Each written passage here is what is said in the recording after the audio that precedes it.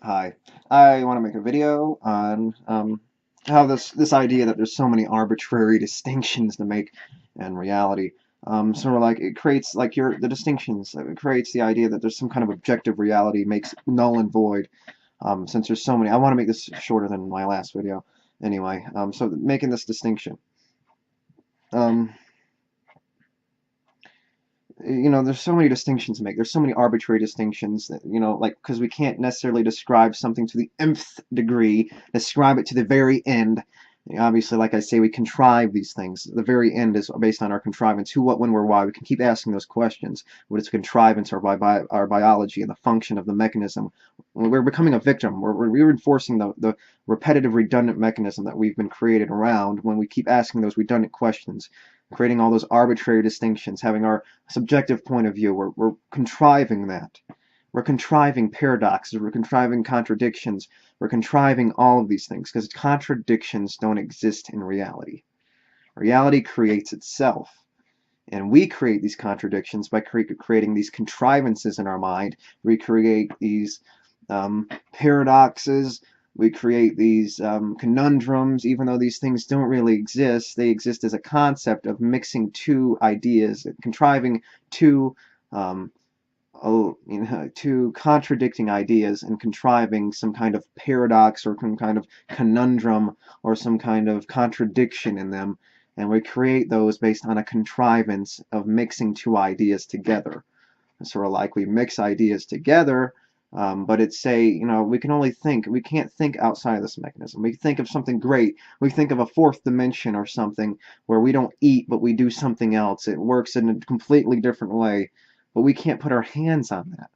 We can only view. We can think of something like time travel, and like that, and so on. But we think of time travel that usually reaches a dead end once you realize the grandfather paradox and all these paradoxes and conundrums when we realize this interaction couldn't exist, but they're just a bunch of contrived interactions. Something like time travel is built up on a big Jenga tower, and all it takes is one little piece before it comes crumbling down. Um, and that's what it is. We're just a bunch of contrived ideas, and just a time machine is a bunch of contrived ideas and contradictory ideas creating something. And all we're doing is confusing ideas logically in our brain. The only thing that can create these contrivances is, and that's the only thing where these things can exist, even though this thing that's creating these contradictions and contrivances has a logical mechanisms. It's working in a logical way. It breaks in a certain way. It logically reacts because the breakage and the way it reacts, it just reacts. It's a bunch of interaction and it reacts a certain way based on the mechanism of reality. It's just a flowing mechanism. It's a mechanism, mechanical, cogs moving and lockstep, moving exactly the way they are. And we can't do anything about that. They're just moving in lockstep. The air, it's moving, but I can't move it. My hand's moving. It's moving because it's allowed to move. It moves because it moves. And really, sometimes you just got to say it's moving because it's moving. It's the way it is because it's the way it is. Even though we can't necessarily describe it, we can find better distinctions to make in describing something more accurately. But like I was saying with the time machine thing, it's just built on a bunch of contradictory contrivances. We can think of something impossible like time travel, but we can't think of something impossible like some kind of contrived idea of something greater, a singularity where there's some kind of fourth dimension where we don't eat or want or need, but we still do what we want. We want, okay, this is a way we can think of it. I want, but I don't want. I'm going to be in a place where I still desire and I feel satisfied in a certain way, but it's going to be in a way I don't understand now, but I will understand. Sort of like using that excuse in some kind of way of making like God a rationalization, saying it's beyond your understanding. It's the way He works in mysterious ways, um, even though the mysterious way has no logical conclusion other than a mysterious way. The mysterious way in the end, what's the mysterious way going to be? You're never going to reach the mysterious way, and once you find out the mysterious way and find out it wasn't worth it, what's the mysterious way have as a rationalization at this point? It doesn't have a rationalization at any point, because the satisfaction you get out of these mysterious, suckery, reality, circumstances is you get a little stroke off in the end, and that's it. I feel good, now what? I mean, that's almost begs the question, the same begging the question, I feel good, now what? You can't just feel good in and of itself and move on through your life. That's what I'm doing. By existing, that's exactly what I'm reinforcing. I'm moving on through my life. I'm going to reach an end, and that's all I'm doing. I'm coping to get through life. I'm eating. Oh, I'm satisfied. I want to spend more time satisfied than not satisfied. But it's all about, there's nothing more to this game than being satisfied. I feel good like that, but now what? I'm on to doing the same old mechanism. I could beg the question like there's a different answer. Like, wait, I feel good, now what? But I'm begging the question, now what? There's nothing more than I want more. We know what's going to happen. I beg the question, now what? Okay, now what? I feel good. Now what? I beg the question. I'm looking for a different answer. Or it's a rhetorical, yeah, it's a rhetorical question. And I'm begging it. I'm saying, okay, and now what? What do I feel now? There's nothing more to it. It's on to doing the same thing, and it's. I think I know understand this distinction, and you know the way that they make these distinctions is you just feel good, have a good conversation, have a cup of joe, have a nice ice cream, a picnic with your buddies, and you know bump elbows with each other, and you know walk the dog outside and breathe the fresh air. You know, even when you're not feeling good, you can recognize the futility knowing that even though you're not feeling good, I'm not going to feel good anyway once you know, it's just getting used to the circumstance. You get used to a broken leg for long enough, it's going to become your circumstance. I mean, you'll get used to it to a certain extent, and the futility of life is just going to add on to that. So it's just about getting used to a circumstance, if you can, and if you can't, you're stuck in it then. So it's either you get used to a circumstance and you let the futility of life become a negative circumstance, something you could never really fight against, you can't cope against. So you're going to reach a dead end wall if you're too smart, I would say, where the futility of life, where you have too much time on your hands or whatever it may be, becomes a dead end wall where you can't go any further than that. You can only, you say, that's the dead end wall. I can't cope with this problem. It's a problem that I'm stuck coping with, but I can't cope with it. Or if you can't, you're not even allowed to get that far, you're stuck with dealing with a problem you already can't cope with. So it's either getting to that problem in the first problem and not coping with a broken leg, or it's not coping with the futility of life. So you're going to reach that dead end either first at the broken leg or second at the futility of life. So you're going to reach a dead end no matter what. Well, that's just another subject I might want to bring up in another video. Yeah, but it goes back to this arbitrary distinction thing that we make. So an arbitrary distinction equals null and void. You know, all these arbitrary distinctions that we can't describe something. Okay, since I can't describe exactly how an atom is moving just back and forth, I can't perfectly describe that. Well, I can, and by perfectly you mean by whose standards? By the standards, I can say it's moving back in a straight line. And even though it may be moving slightly jaggedly, even if it's something like a proton, where we can see how it's vibrating or moving or producing itself or interacting, we can describe it on the smallest level that we understand, and we can see it's moving back in a straight line. We can find something, some kind of nitpicky thing to say we can't. Well, maybe it's not moving back; it's moving back in an up-down. It's moving back in an up-down. But you don't realize I'm just describing the situation. I'm describing it. I'm not doing anything more than describing the situation. You can see for yourself exactly what's happening. It's sort of like the expectation people have based on their personal experience of expecting some kind of God. You know, using that as an excuse, your personal experience. But it's also like, you can see exactly what's going on. And that's the only expectation I can give you, or I can have, is for you to see exactly what's happening, and it's explaining itself exactly based on your senses. But it's happening a certain way. If I'm viewing something on that small of a level, I realize objectively it's happening a certain way. So that can only change so much. I don't even know where I was going with that thing with the personal experience thing, but I guess I drew a slight comparison there. But I'm sorry if that was kind of off subject. Anyway, yeah, it's about nitpicky crap. I can't explain something thoroughly enough or whatever based on your description of what you feel like is satisfying, but it's more like you're just coming up with a contrivance because you have a predisposition to disagree with a certain circumstance or a person. You're just a victim of that circumstance where you want to disagree with someone and you want to create your own arbitrary standards based on your arbitrary, circumstances. You're just another victim based on your circumstances. your arbitrary circumstances, whatever it may be. You see it for what it is. It's happening a certain way. Things are happening a certain way, regardless of what you are perceiving or what you are denying or what you are lying about or what you are ignorant of. Things are happening a certain way. Doesn't matter what you think. Your thinking is happening a certain way. It's happening philosophically, universally, physically on a deterministic level. And physically, if you want to describe more biologically or chemically, it's happening a certain way based on all these mechanisms moving.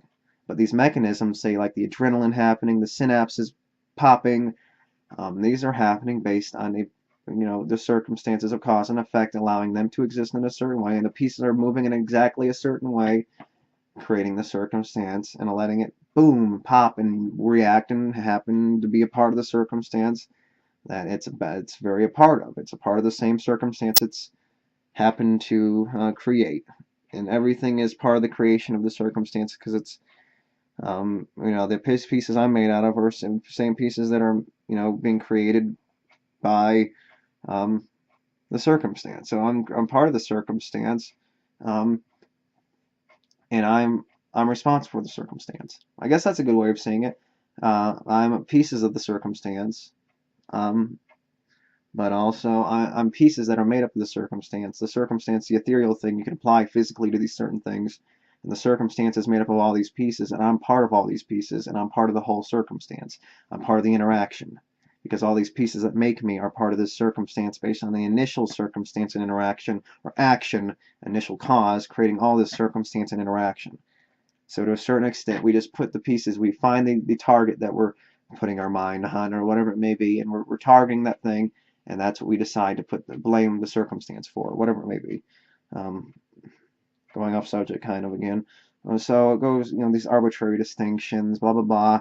It's happening a certain way. It's happening a certain way. Sorry. You thinking that it's not happening a certain way is happening a certain way. I don't think it's happening a certain way. Well, that doesn't matter. It doesn't matter what you think or want to think. It doesn't matter if you don't think you have a big, flabby kneecap. You have a flabby kneecap. It's flabby. It's moving. It's flabby. We get the idea. Mutually, we can practically understand that your leg is flabby. At least to the circumstances surrounding. Okay, in the circumstances right now, you have the flabbiest knees. That's a good way to describe it. No one else in this group has flabby knees like you. But even you, thinking you don't have flabby knees, is happening a certain way.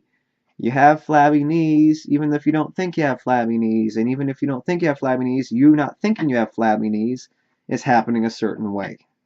So you can think you don't have flabby knees all you want, but you thinking you don't have flabby knees is happening a certain way based on a bunch of interactions, allowing you to not, affecting your sentience based on the crude mechanism that creates your sentience, allows this projection based on the interaction that it has. It's allowing you to have your bias or your way of thinking. It's allowing you're just a victim of the circumstance, because your interaction, your reaction is based on interaction, making you a victim of your circumstance, the whole circumstance, because we're just a big piece of this whole circumstance. I'm a small piece of this big mechanism. We're all one piece, but we can make distinctions. We can draw distinctions. We can see. We view it on this particular level because we're drawing these distinctions because we can see. So we're like looking through a microscope. We can see all distinctions on a smaller level. But you thinking these things is based on just interactions causing the circumstance, making you think based on the circumstance, creating the interaction. Creating you to not think you have flabby kneecaps is based on a circumstance. So you're just a victim of the circumstance, and there's nothing you can do but just accept the circumstance. Yay! Nothing else. Victim of circumstance. You can think you're not a victim of your circumstance, but you thinking you're not a victim of your circumstance is making you a victim of your circumstance, regardless of what you think or what you don't think. Knowing it, I'm a victim of my circumstance. Not knowing it, I'm a victim of my circumstance. It's sort of like expecting, okay, I acknowledge this now, therefore I'm not, all of a sudden it's going to change. It's not going to change. Sort of like you acknowledge it all of a sudden doesn't mean it's going to change, or if you decide not to acknowledge it, it's not going to change. You acknowledge it or you decide not to acknowledge it. It's not going to change. Only the interaction is going to change. You can't change the fundamental bedrock of reality. The very mechanism working isn't going to change. Just the circumstances are going to change that allowed you to make the decision to change your mind to begin with, to change. Sort of like it's just a feedback mechanism. It's an interaction, constant chaos interaction. And that's making the distinction that you don't necessarily need to describe everything as purely. It's happening a certain way regardless. And it's not null and void because you can't describe it a certain way because it's happening a certain way. I don't care what you think. Reality has no obligation for you to think a certain way. It doesn't give a shit if you think or not think. It doesn't care if you're even sentient. That's just a part of the circumstance that would happen and the way it's going to happen and the fundamental mechanism creating the fundamental interaction causing it to happen a certain way from past to present to future. It doesn't need you. Something's going to happen to you, but it doesn't need you for the mechanism to keep rolling on. You're just going to be a victim of the circumstance. You're going to be here, you're going to come, be here, then you're going to be gone, and you're just going to be another piece in this constantly flowing mechanism. And it doesn't need you to exist or you to think for it to be true. So it's happening a certain way. Just because we can't describe it verbally doesn't mean it's not happening a certain way. Doesn't matter. You can think all you want, and our thinking isn't creating this reality. We're interacting, we're projecting this reality, but the reality is creating, it exists itself, and we're just projecting it. We're just interacting with it. We're a feedback mechanism. I'm seeing the reality based on this thing interacting with the outside reality.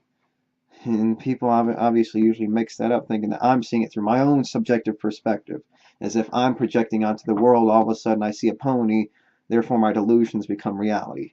Even though your delusion is part of reality because you've made that distinction, you can think of it in your head. It's a distinction. It's something that's happened. It's an interaction that's happened. It's just an interaction that's happened because it's the reality that created your interaction to begin with. The reality created your reaction because you're projecting, and the projecting creates another interaction. That comes back to you, and it's a feedback mechanism. And even if you have an hallucination, that's real. It exists. It's an interaction. And it's using those examples that are, those examples like hallucination as examples of your subjective reality is only proving, those examples are, you're using those examples on the wrong side. They say, okay, I can hallucinate, therefore I have a subjective reality. I hallucinated last night, therefore that's proof enough that I have a subjective reality, even though hallucination only proves that the hallucination you experienced is objective in and of itself because it's a reaction. It's in this world regardless.